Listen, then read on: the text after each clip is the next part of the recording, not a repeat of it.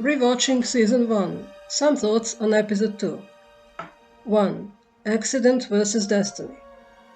Here we have a thematic parallel between the Harfoot storyline and the one concerning Galadriel.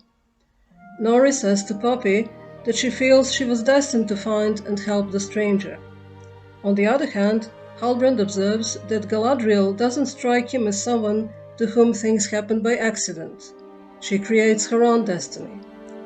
These themes are very important in Tolkien's work, and we have encountered them in The Hobbit and The Lord of the Rings as well. For instance, Bilbo was destined to find the One Ring, and guided towards finding it by the invisible but potent forces for good in Tolkien's universe. Probably the same forces that guide Nori in helping the stranger. Nori has a hunch that she's doing the right thing, but this is constantly challenged by various adverse incidents, such as her father spraining his ankle while doing the work that she was supposed to do, or the stranger inadvertently killing fireflies. When it comes to Halbrand and Galadriel, this motive has a different twist. In this case, it seems that Halbrand/Sauron stresses the importance of Galadriel's free will because he wants to hide his own manipulations.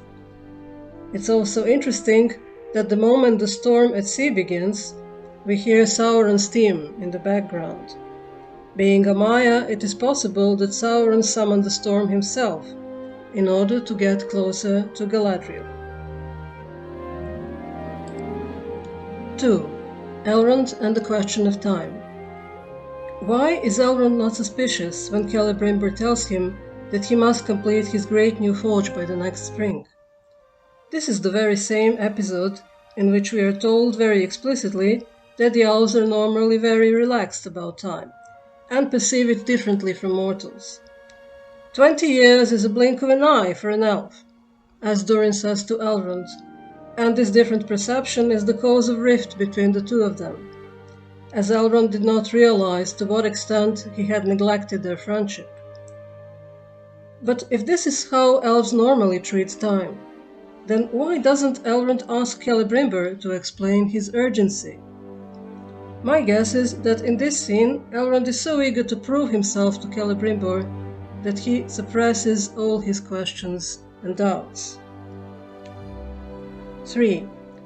True creation requires sacrifice.